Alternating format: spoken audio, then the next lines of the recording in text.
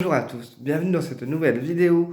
Aujourd'hui, on va voir comment reconnaître les signes de nos guides. Alors, parce que toutes les personnes qui sont dans l'éveil spirituel, qui s'éveillent spirituellement, voilà, ou qui croient à la spiritualité, cherchent en fait à communiquer avec leurs guides.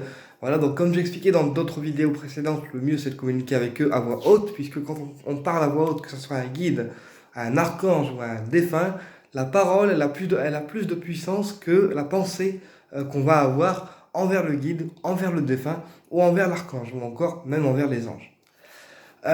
Donc le mieux c'est de parler à voix haute, d'accord, et puis d'être dans un certain lâcher-prise.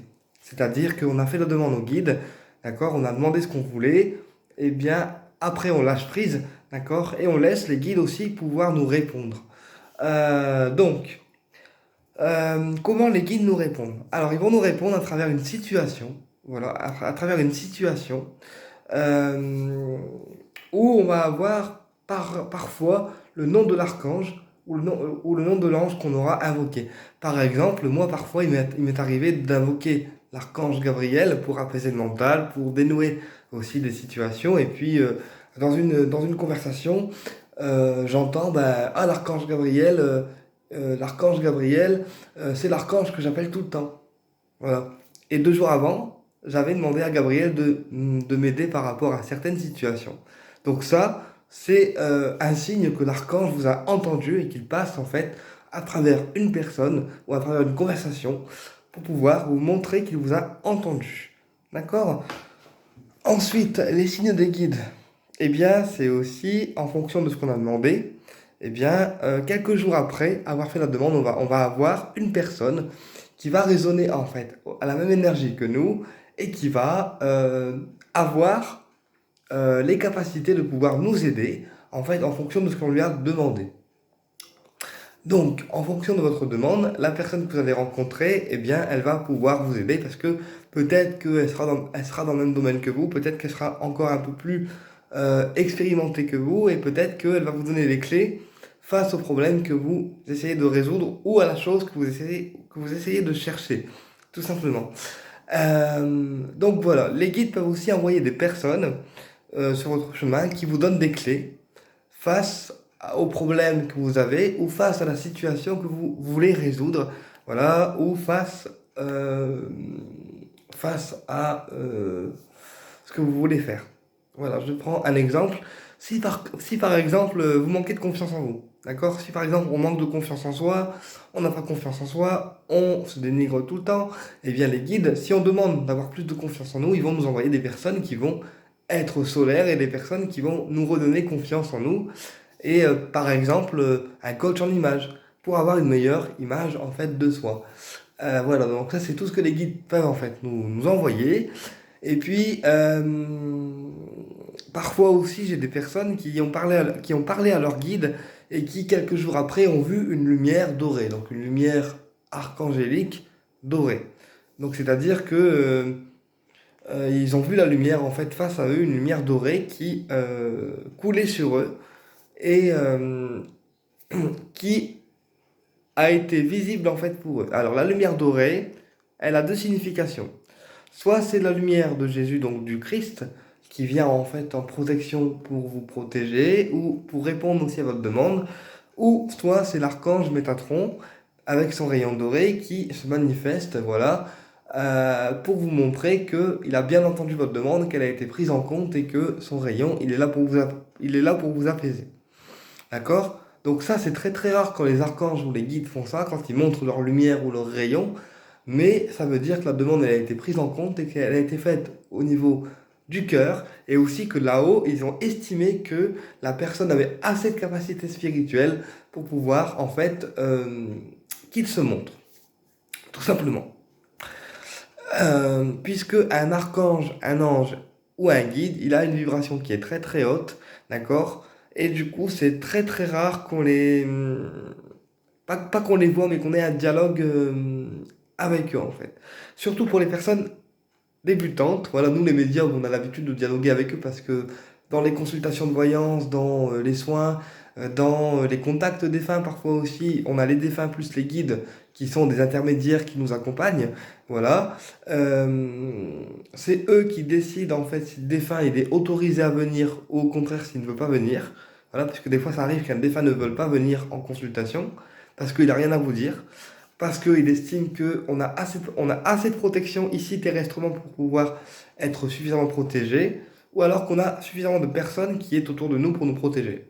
Auquel cas, il peut prendre la décision de ne pas venir. C'est assez rare, mais ça arrive. Et dans ces cas-là, c'est les guides qui sont intermédiaires, qui sont là-haut, qui vont vous dire, voilà, le défunt, par exemple, Ginette, elle ne veut pas venir, le contact, il ne se fera pas.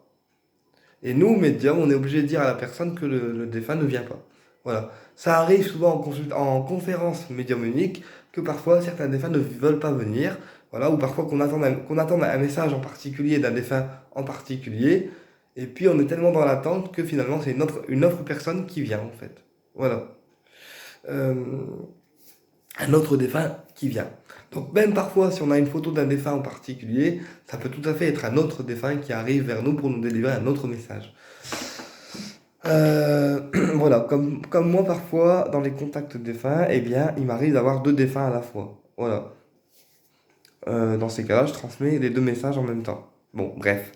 Donc voilà, ce sont les guides intermédiaires, ce sont eux qui vont décider en fait si le défunt il est autorisé à venir en contact ou pas, s'il veut venir ou pas, et si il a des choses à dire ou pas.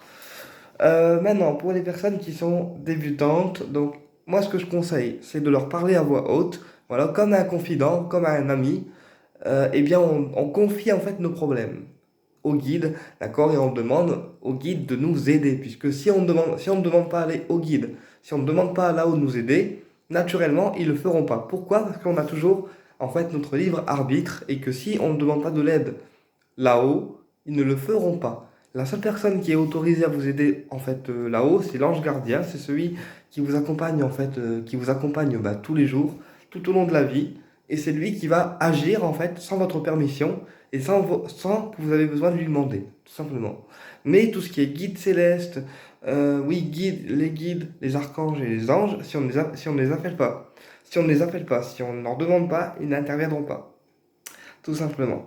Alors, déjà, pour qu'une personne puisse reconnaître un signe de ses guides, le plus facile, c'est de s'écouter, d'écouter son intuition, puisque la première intuition, on le dit toujours, hein, elle est souvent bonne, mais les personnes qui manquent de confiance en elles, les personnes qui n'ont pas confiance en leur ressenti, eh bien, ils vont tout le temps douter de eux, alors que l'intuition qui les guide, elle est souvent bonne. Voilà, mais ils vont toujours chercher en fait ces personnes-là à mentaliser, à se dire, est-ce que j'ai raison? Est-ce que j'ai tort? Est-ce que c'est la bonne solution? Est-ce que c'est la bonne intuition? Voilà, non. À partir du moment où on a une intuition, eh bien, l'intuition, elle est bonne. Voilà. Moi, par exemple, je sais que des fois, il y a des personnes, des collègues ou des confrères ou même la famille, il y a des personnes que je sens qu'ils sont pas bien, que dans leur tête, il y a des choses qui les tracassent ou qu'ils ont un problème en particulier. Et je leur envoie un message et je leur dis, bah écoute, là, par contre, je sens qu'il y a ça, il y a ça, il y a ça qui va pas. Tu vois, ou je te sens pas bien, je sens qu'il y a un truc, ça va pas en fait. Et la personne, elle me dit, ok, bah oui, non, ça va très bien, je fais du sport, enfin voilà, tout va bien, j'ai rien qui va pas, voilà, dans ma tête, je me sens bien et tout. Bon, ok, tu te sens bien, bah tant mieux, mais moi, les guides, ils m'ont donné l'intuition que ça n'allait pas. Donc, pour moi, j'ai raison, parce que je sais que les guides, ils ne se trompent jamais. Voilà, que ce soit dans la voyance, dans les soins, dans les dégagements, les guides ne se trompent jamais. Voilà. Même quand je fais un soin à quelqu'un, je sais que le soin agira à la bonne dose, à la bonne puissance, et que les guides me donneront les bonnes informations. C'est pour ça que pendant un soin, pendant une voyance, je mets toujours de l'encens. Je nettoie toujours le lieu avant, après la consultation, pour pouvoir que le lieu soit neutre et que la personne elle puisse en fait, ben, elle puisse venir dans un lieu neutre et que les guides aussi soient autour de nous, qui vont eux aider à la séance. Voilà, aider à ce que la voyance se déroule bien, à ce que le soin se déroule bien, à ce que le dégagement se déroule bien tout simplement, ou l'initiation de techniques énergétiques se déroule bien.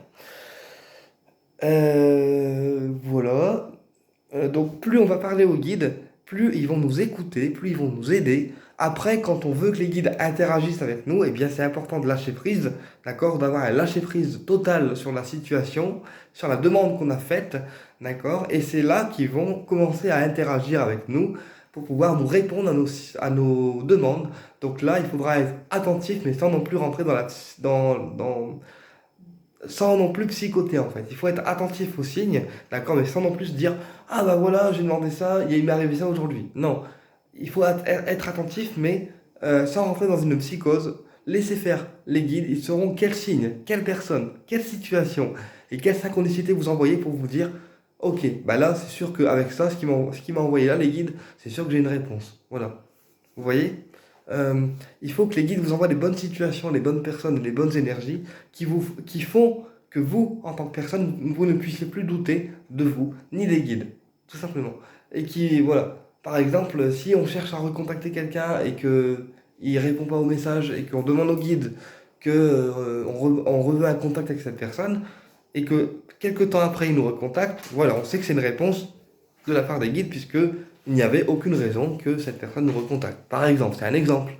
Par exemple, si on demande une voiture rouge, et que 3 semaines après, on va dans un garage et qu'il y a une voiture rouge, comme on avait demandé, et le modèle qu'on avait demandé, voilà, on sait que c'est une réponse des guides, tout simplement.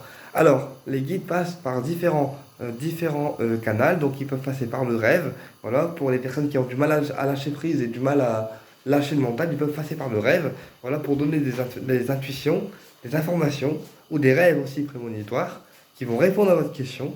Ils peuvent passer par euh, les ressentis, donc on ressent que les choses vont se déverrouiller, on ressent que les guides sont autour de nous.